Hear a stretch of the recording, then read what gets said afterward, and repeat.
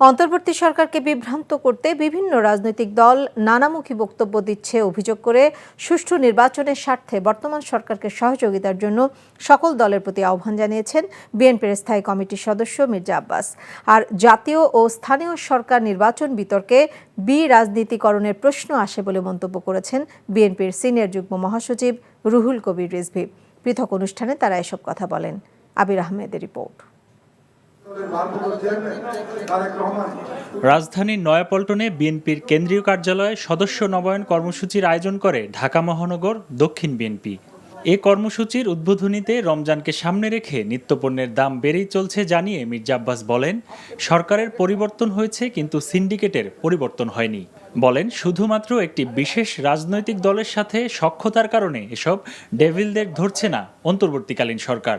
এই সরকারকে বিভ্রান্ত করার জন্য বিভিন্ন রাজনৈতিক দল বিভিন্নভাবে নির্বাচন নিয়ে বিভিন্ন কথা বলছেন, এই সরকারকে অস্বস্তির অবস্থা ফেলে দিচ্ছেন। আমরা এই সরকারকে বলতে চাই, আপনারা ডিসেম্বরের ঘোষণা দিয়েছেন, ডিসেম্বরে নির্বাচন দিন, আমরা সকল সময় নির্বাচনের জন্য প্রস্তুত।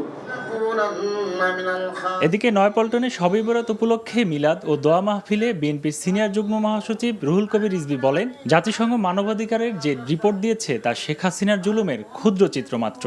রাজনীতিকরণ করতে করতেই আজকে আমাদের গণতন্ত্র ভঙ্গুর হয়ে পড়েছে। আর এটার মধ্যে দিয়ে চরমপন্থার উত্থান হতে পারে যদি আপনারা রাজনৈতিক শক্তিকে যদি খাটো করেন, রাজনৈতিক শক্তিকে যদি অবজ্ঞা করেন, তাহলে আপনার চরমপন্থার উত্থান হয়। চরমপন্থা শুধু বাম দিক দিয়ে আসে না, ডান দিক দিয়েও আসে। এটা মাথার মধ্যে দিয়ে মাথায় রাখতে হবে।